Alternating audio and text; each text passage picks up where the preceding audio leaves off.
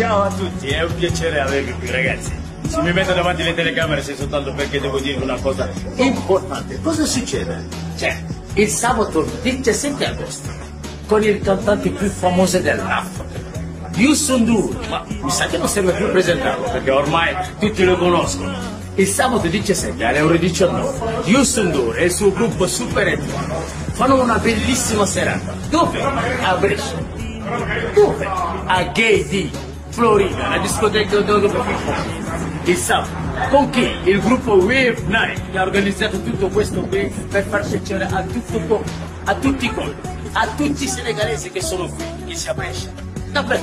siete invitati il sabato. Anzi, stavo anche dimenticando, ragazzi, ricordatevi perché non è una serata al chiuso, no, è tutto all'aperto, si respira l'aria. Per i biglietti, ragazzi, è una cosa molto importante. Si entra con 70 euro, ok? Per i VIP costa 110 euro. Per i VIP prestigio, quelli sono i più costosi che costano 165 euro. Però sei vicino al cantante. Lì c'è il tavolo, c'è pure la consumazione gratuita, che tutto questo lo stiamo facendo per rendere un omaggio a Idriss Sane. Idriss, non serve più dirlo perché tutta l'Italia, tutto Brescia lo conosce, e per alcuni è un padre, per alcuni anche è uno zio, ma per alcuni è anche un nonno. 17 agosto, alle ore 19, Brescia qui, per una serata indimenticabile. Hai?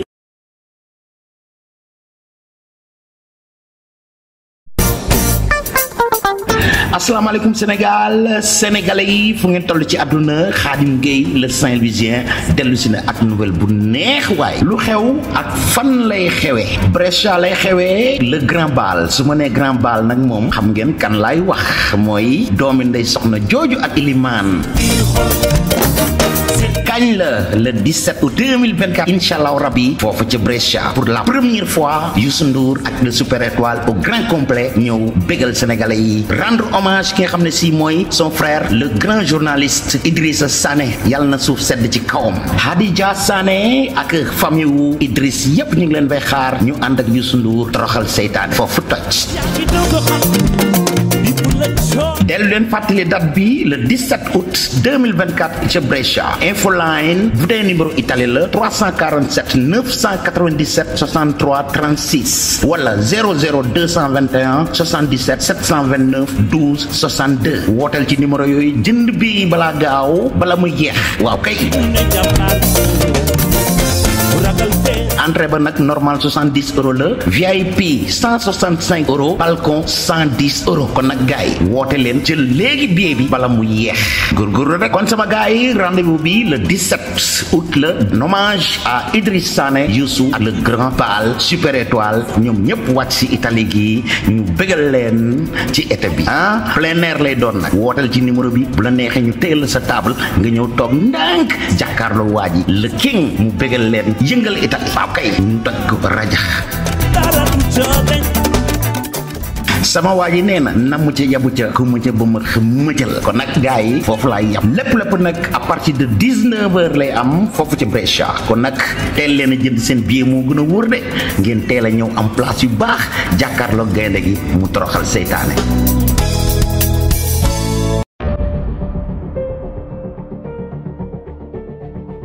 Youssou Madjiguène N'Dour, né le 1er octobre 1959 à Dakar, est un auteur-compositeur-interprète, musicien et homme politique sénégalais. Roi du mbalax au Sénégal, chanteur africain à la renommée internationale, il est également patron de presse à partir de 2003 et de la fondation du groupe Futur Média. Il s'engage dans le mouvement anti-Wade et devient, au sein du gouvernement Sall, ministre de la Culture et du Tourisme du Sénégal, avant d'être rattaché au président Macky Sall comme ministre conseiller. Aîné de sa famille, Youssou Madjiguène N'Dour a grandi dans le quartier de Médina à Dakar. Son père Eliman N'Dour est sérère, et sa mère Ndeye Sokna Mboup est une griotte wolof. De confession musulmane, membre de la confrérie mouride du Sénégal.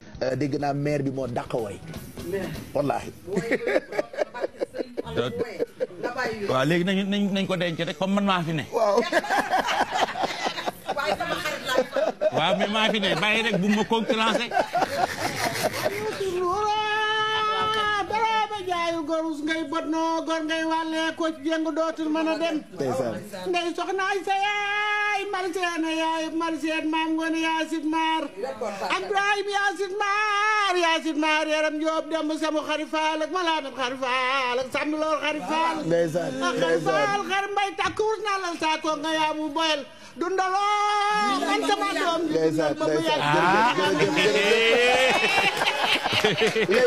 léegi dina gañe Youssou ay sa yaay nit day gore te du fàtte te man du ma fàtte moom mënuma ko fay ku jàpp ci sama carrière artistique la moo def album le retour mais yemul ci album le retour de defaat na ak man yeneen ñaari album en 2003 sama album Jàmboor Maajo Jokkorle ñu naan Jokkoor Maajo Jokkorle yaa ngi koy dégg toujours xale yi xamuñu sax li ma wax Jàmboor Maajo Jokkorleel la tudd Jàmboor Maajo Jokkorleel Jàmboor Maajo Jokkorleel moom moo def album bi Youssou Ndour fay na sama xaalis loolu doyu ko mu def le retour macha allah mu kàddu na loolu maa ngi koy gërëm macha allah waaw Youssou ànd na fu nekk jàppale na ma fu nekk signal na ma contrat fu nekk ma dem jouer tubaarkalla macha allah ma ciy gërëm ku baax di Abi Faye nekkoon arrangeur am moom di xaritam kenn mënul wax ak Youssou Ndour te doo xuloo Abi Faye ma di ko ñaanal yan na suuf egg ci kanam sama xarit la woon sama confident la woon sama diggante ak moom maa ngi koy fàttaliku 1989 dañu ñëw rek boobu président dañuy dem campagne électorale ñu wonoon naka ngeen di demee campagne électorale mais bi ma sëy na ma toog ci ndaanaan daf ne ki na lam kaay ma ñëw mu ne non kii na toog fii ci ñun kii ñun dañuy laaj ñu jox nu lu ni dañuy dem campagne naka la ñuy demee campagne ainsi que ki na lam parce que dafa am ay góor ak ay jigéen ñu nekk mu nekk femme chef d'entreprise boo xamante ne am na ay góor yu taxaw ci ginnaaw di jouer mu leen di fay kon Youssou Ndour yal na yàlla guddal fanaan amiin yaa rabbi booy gis ku baax nag wax dëgg yàlla ci musique bii te ba nëgë ni taxawaayam buy woy man woyee rek man damay jooy sax ma koy seetaan maa ngi concert bi mu jëlee fii Dakar daa tëj Ndakaaru dama di yëkkat jooy yàlla xam na ko loolu maa jigéen na ko ñëpp nangu man damaa nangu na ko yàlla may talent bi ko yàlla jox ñëpp a ko nangul amul kii amul kaa c'est un grand monsieur il fait partie des meilleurs musiciens du Sénégal loolu moom waaw dëgg la c'est le meilleur Sénégal moom yàlla moo ko def il fait partie des meilleurs musiciens du Sénégal waaw moom kenn mënu ko lim dañ koy dar yàlla moom Habib pour man personnellement c'est l'un des plus grands musiciens au monde.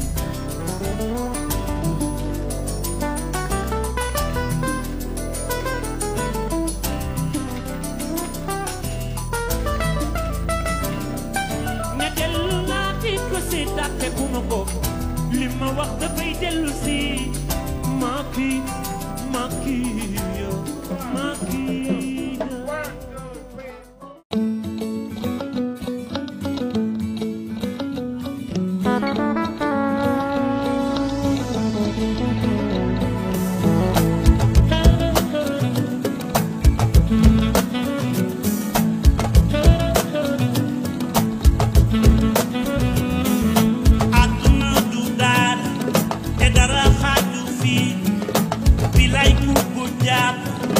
xamal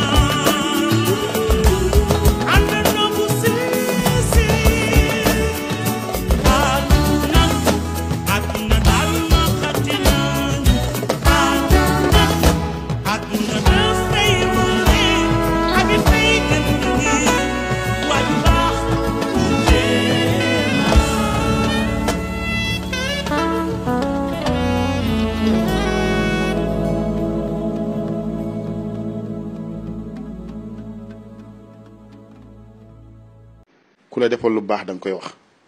ba may xam Youssou Ndour ñi ne RFM ne TFM xalaatu nu woon sax ñëw fi parce que RFM amul woon émission Selebe yoon laa ko invité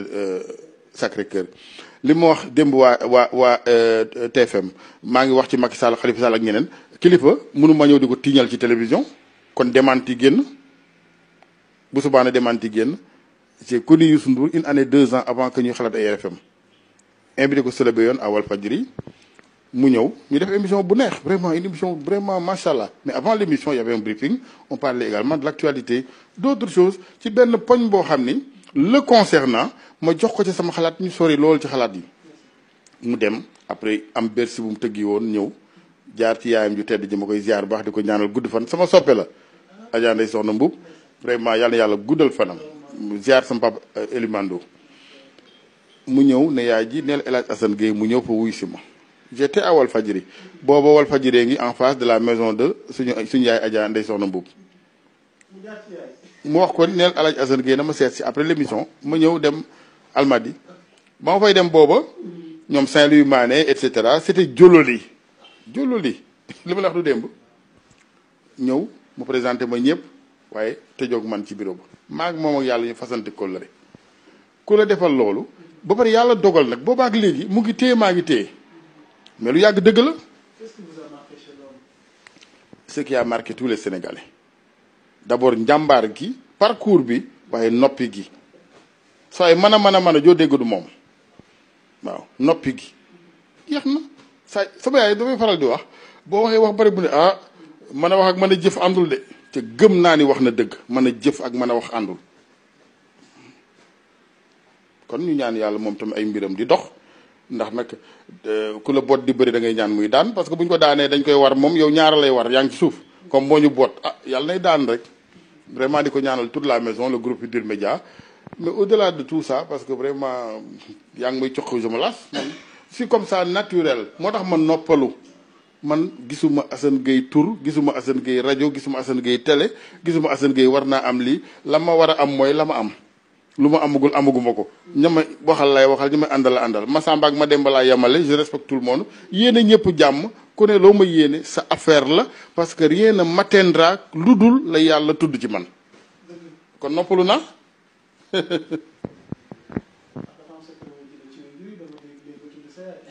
non maay samay waajur non ñooñu mënu ma leen fay nag man dama may waajur yu diiñ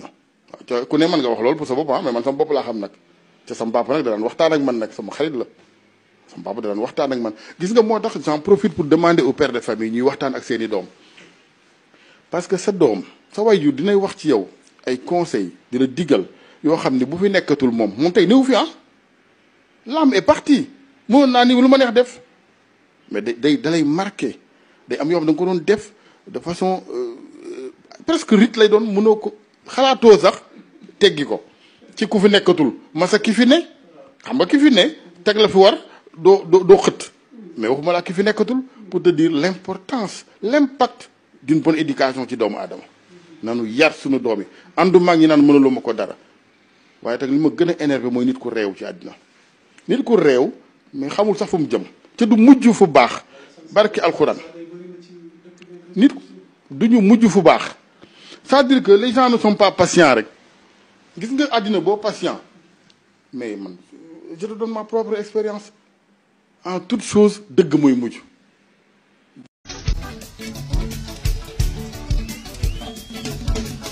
ma ni xalaat yi ci xol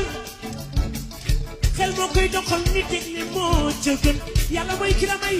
bul ko tiitaroo duniyaa bi saxul bul ambanaagu bul ñàkk saagi bul yàlla mooy maye. mu nuyoo Bouba aussi foog mu nuyu Youssou Ndour borom kër gi di ko gërëm un très grand sénégalais maa ngi koy wax naa ko ci émission fii ba tey masuma def émission te li ñu doon def c'était des questions politiques très sensibles mais Youssou Ndour mooy koo xamante ni du mës a jël téléphone am ne la waxal lii wala bul wax lii donc pour man loolu bokk na ci li tax ma gën ko naw ni muy bàyyee journaliste bi wala agent bi de façon générale mu def liggéeyam fii ñëw nekk këram mu am plein épanouissement donc avec tout le travail qu'il a fait pour l'Afrique pour le Sénégal et pour le monde ak partout moom moo ma waxal boppam jour bi ñu demee di jaale ji Ousmane Tanor Dieng yàlla na ko yàlla yërëm mu ne 85 la mësa la njëkk a rencontré Ousmane Tanor Dieng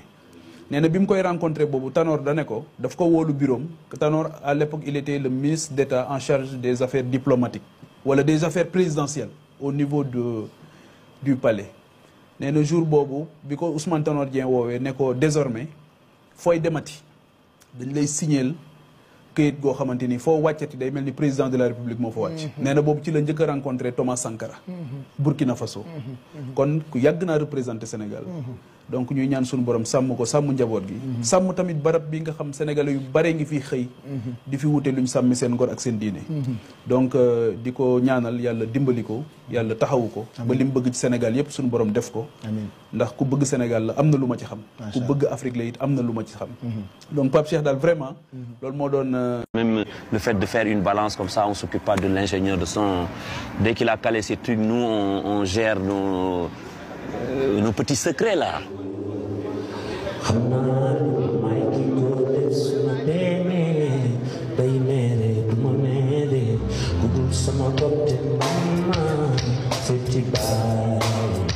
La musique de Youssou Ndour semble conquérir tous les publics. Et sa voix a ému plus d'un artiste. 10 ans après, Jacques Higelin s'en souvient encore. J'ai écouté la voix la première fois sur une cassette, comme ça, dans une chambre d'hôtel. On était au Zaïre, je crois. Je lui ai dit, mais c'est un ange. Tu sais, j'avais l'impression, pas un ange, oui, un ange, un être inspiré par la divinité, quoi.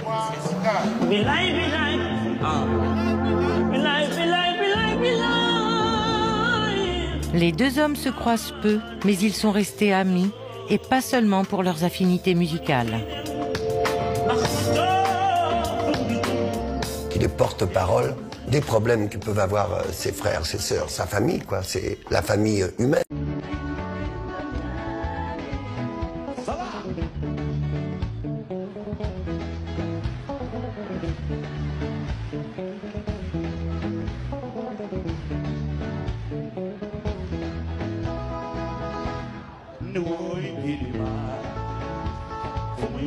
dem fekke inauguration bi parce que barki démb laa commencé laaj invitation yàlla def ñu boole ma ci tribune officielle ma woo Bouba ñu ànd dem ñu demandoo donc je suis parti avec Bouba man je suis très impressionné par la simplicité de Youssou Ndour beneen affaire bi ma impressionné mooy à chaque fois qu'on voit Youssou Ndour il y a la famille à côté te tey en fait daf ma permettre ma xool benn schéma dans les allocutions c'est-à-dire dama gis Birane di wax après Youssou wax Macky wax bi may xool Birane muy wax et quand j'ai écouté Birane xam naa ni Youssou ku mën a transmettre ku mën a jàngale la c'est un professeur c'est-à-dire jàngal na am na lu mu jàngal Birane am na lu mu jàngal ñoom Bouba am na lu mu jàngal toutes les personnes qui sont autour et puis tey essentiellement waxtaan bi mu ngi nekkoon ci waxu liggéey parce que c'est très rare que dans ce pays qu'on parle de travail et il est important qu'on en parle et puis Youssou Ndour est un exemple pour parler de travail c'est-à-dire en réalité peut-être soxlawul woon sax il xëy na mënoon na biri maladie mënoon na def musique am dundam comme les aiment bien de faire mais c'est parti de sa musique moom wax na ko sànq nee na man maa ngi jóge Médina mooy représente mooy man dafa am fu ma jóge te fi ma jóge bi ma fay jóge je suis parti d'absolument de rien après loolu le président de la République a repris ça il dit que Youssou Ndour ku fonk Youssou Ndour la te li tax mu fonk Youssou Ndour moom mooy nit la boo xamante ne dafa ñeme jàmbaar la ku bëgg liggéey la te ku bëgg réew mi la non seulement sa musique am na fu mu yóbbu dëkk bi ci tur ci way ci dayo et cetera mais également nga xam ni yow tu dois créer les conditions d'épanouissement d'une jeunesse des populations et cetera loolu lu am solo la donc ñu ngi ñaanal Youssou Ndour mu gudd fan ànd ak wér nit ñi mën ko xool di ko roy Youssou Ndour est un miroir c'est un monument. Soya. Oui, xanaa. I'd like to introduce Mr. Youssou Ndour to the stage, please. Thank you.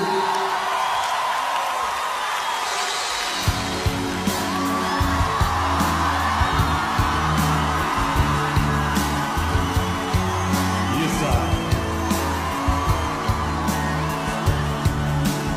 Special. This song is dedicated to all the children around the world. moo sax benn xarit ku wet xam sa bopp ma ne ko léeg-léeg ma dégg ñu naan ay grand bi daa war a bàyyi way ma leen na xale yi liggéey luy tax mu bàyyi ma ne ko leen rek moo ko fi bàyyi ba tey Youssou Ndour 78 ba léegi mooy bëgg na liggéey xam na moom mooy kan pare jox na cër musique bi li nga nekk boo ko joxee cër rek mu feeñ dëgg la nee na aar kenn du ko foowee daaw la ko jë tëgg mu tëggee keroog musée des civilisations li nekkoon ci biir sax moo bi nekk ci biir ba mu ne daf koy tëggaat samedi bii di ñëw pour ñu duggul woon mën a dugg te daaw tam noonu la defoon mu tëggee arena 15000 places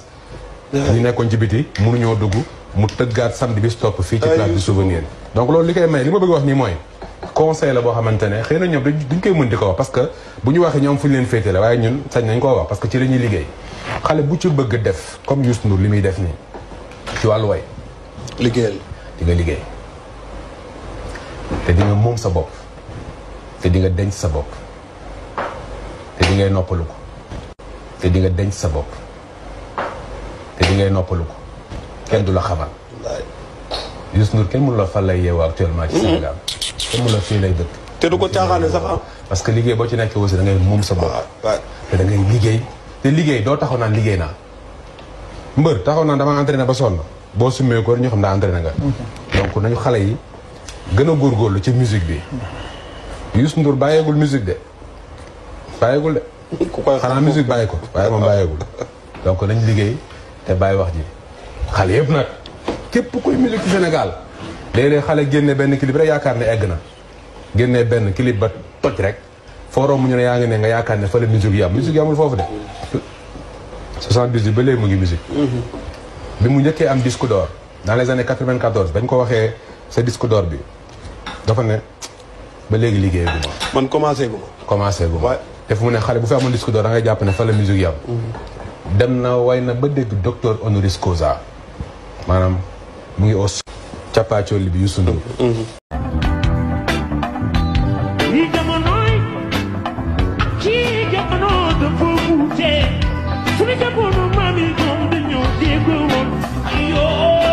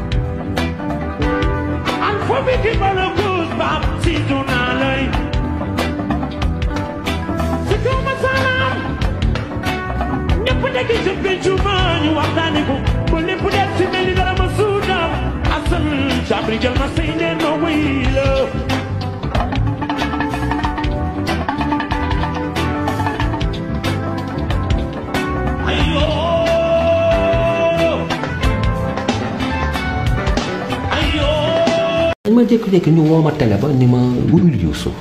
en 2011 le 11 avril 2011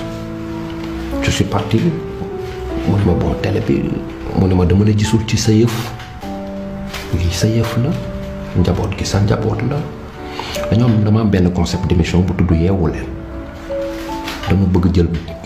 baama mu defal la formation en météorologie ngay présenter météo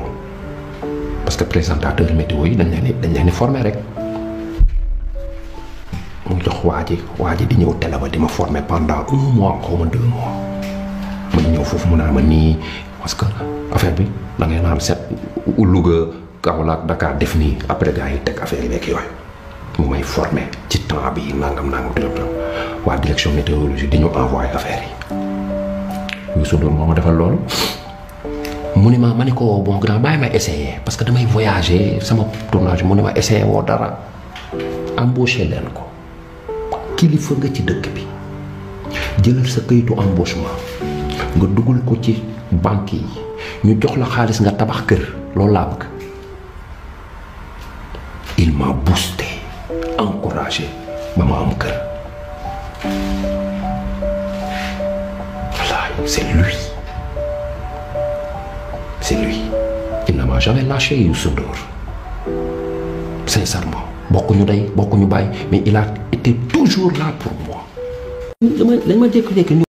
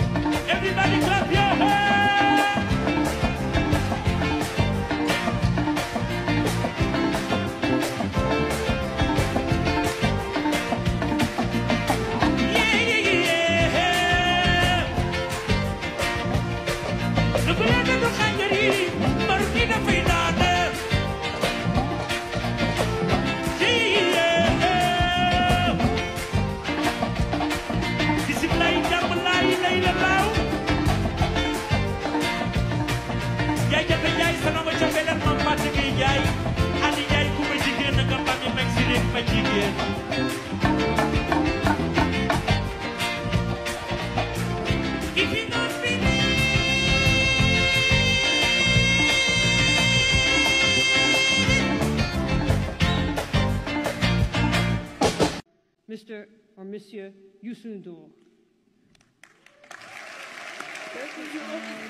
Recipients are recognized for their achievements in the arts, as well as for their enduring contributions to the cultural and artistic fabric of the world.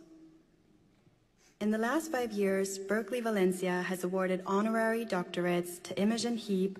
Lila Downs, Gilberto Gil, Alberto Iglesias, and Yvette Noel Schur. Renowned for his fusion of traditional Senegalese mbalax with diverse global influences, Youssou N'Dour is one of the most celebrated African musicians in history.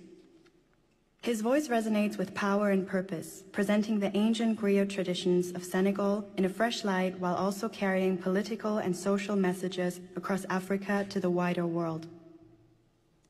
Born in Dakar, Senegal in 1959, N'Dour began singing at religious ceremonies and quickly gained prominence. At the age of 16, he joined the Star Band de Dakar, where he played a pivotal role in pioneering mbalax,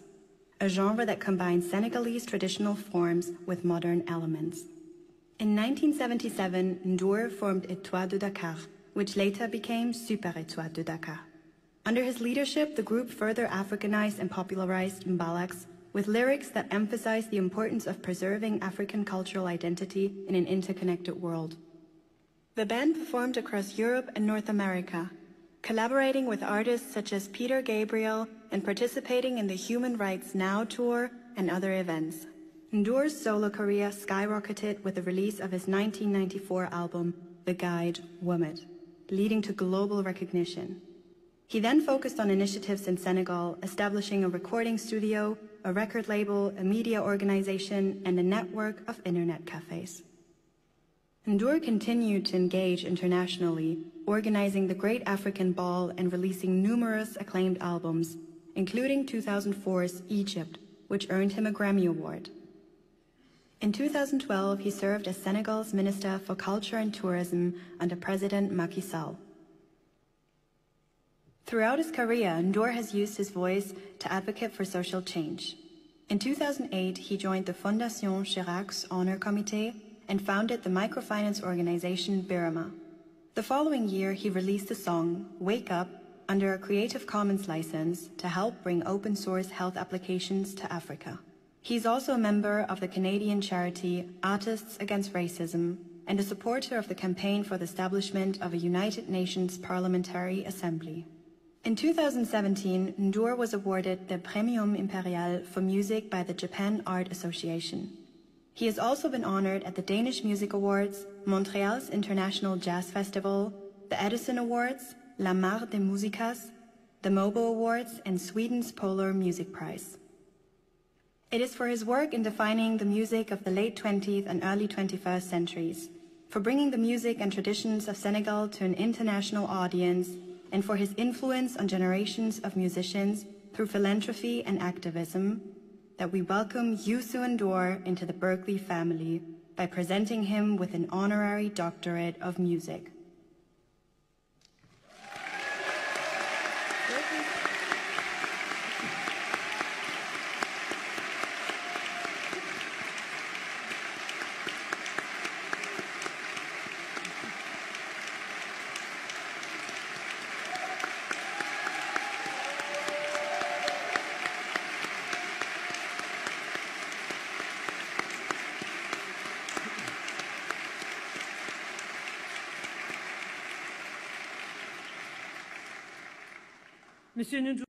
Le Sénégal est une terre de sport. Vous êtes passionné de sport. Que représentent les JO pour vous? Le JO représente un moment d'apaisement dans les esprits, dans le corps. C'est le seul moment où je pense les gens écoutent leur corps. Et c'est un moment formidable où il y a une jonction de tous les pays qui se retrouvent. Et c'est un moment extraordinaire et on voit tous les sports. On n'a pas de sport favori. Le scrim, par exemple, je découvre.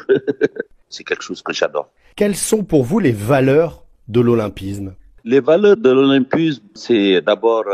la solidarité, l'équité, c'est-à-dire, bon voilà, à ce moment-là, tout le monde a les mêmes chances et on voit. L'esprit du sport aussi, c'est quelque chose de très important qui apaise, surtout actuellement, le fair play. Donc ce sont des valeurs qui sont là et qui nous manquent des fois, communion, solidarité et paix. Youssou N'Dour, ce sont justement des valeurs que l'on retrouve dans votre musique. Ah oui, avec la musique, c'est d'abord sortir des choses par rapport à la société. Notre musique a toutes ces valeurs-là. Et c'est pour cela que c'est tellement proche de la culture et le sport. Est-ce que vous avez en tête l'une de vos chansons qui justement défend cette identité, ce respect, ce partage? Oui, bon, j'en ai tellement. Hein. C'est peut-être pas une chanson très très connue dans le monde entier parce que je chante en wolof, mais il y a des chansons qui parlent de la communion. J'ai une chanson qui s'appelle Jam, la paix. C'est une chanson qui me revient tout de suite quand on parle de communion et tout. Je pense que c'est important. One day, whoa, whoa, we whoa, whoa, we whoa. Say it one day, yeah.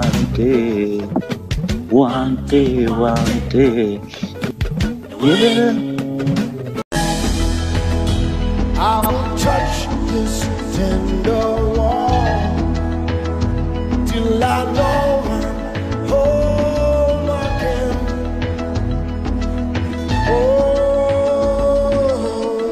Nyangi nyangan, nyangi nyangan, ku nyangan ku mo kini pesadala. Listen.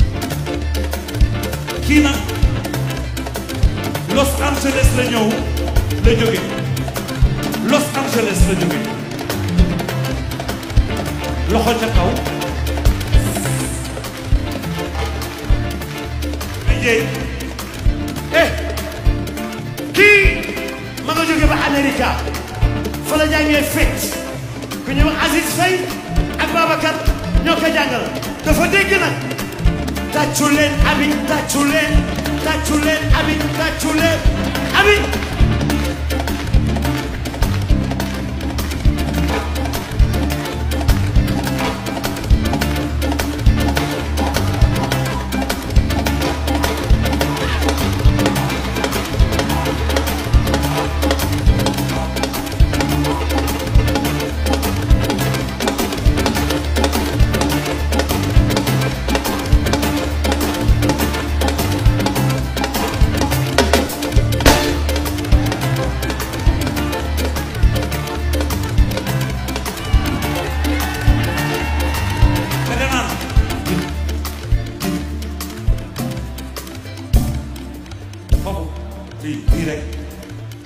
direct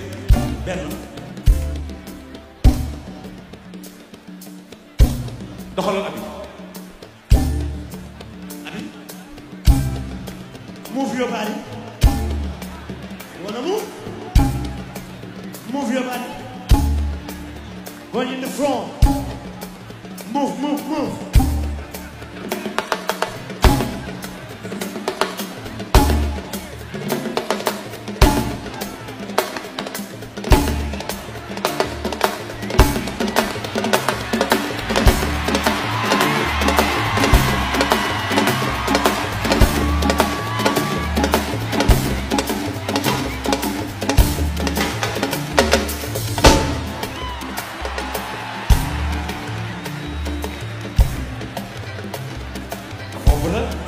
sabara dëggal ko waaye sabara bind rek la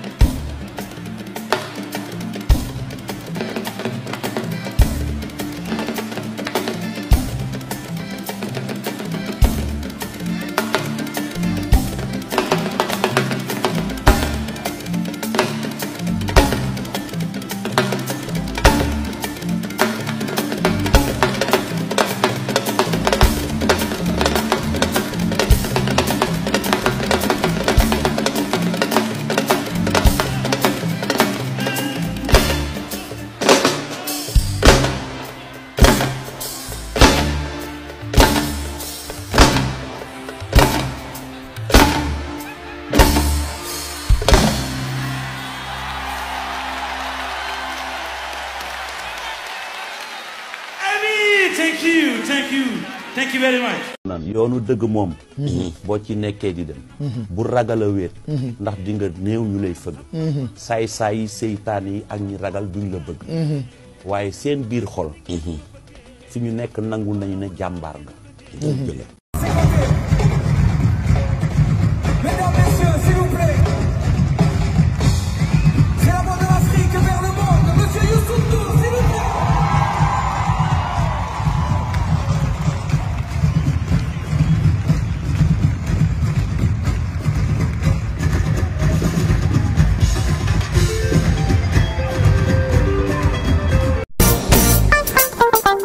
asalaamaaleykum Sénégal sénégalais yi fu ngeen toll ci àdduna Khadim Gueye le Saint-Louisien dellu si na ak nouvelle bu neex waay lu xew ak fan lay xewee Brescia lay xewee le grand bal su ma nee grand bal nag moom xam ngeen kan laay wax mooy doomi ndey soxna jooju ak Ilimaan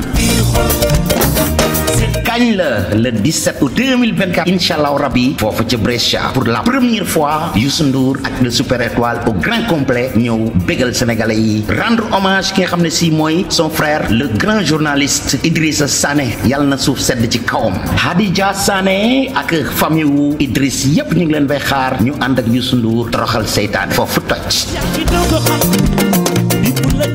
dellu leen fàttali date bi le 17 août 2024 ca Brescia infoline bu dee numéro Italie la 347 997 63 36 wala 00 221 77 729 12 62 wooteel ci numéro yooyu jënd bi balaa gaaw bala muy jeex waaw kay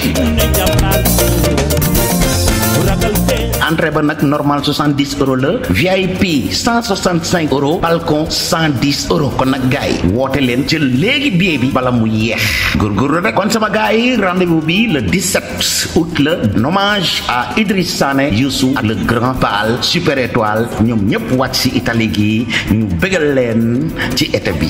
plein air lay doon nag. wootal ci numéro bi bu la neexee ñu téyel sa table nga ñëw toog ndànk jàkkaarloo waa ji le king mu bégal leen yëngal Italie. waaw kay ñu toj ko rajax.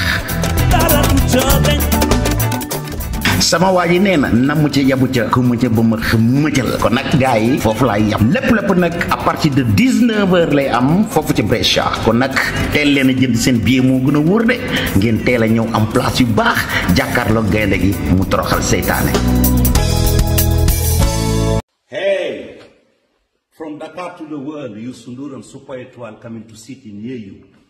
Get ready for the show.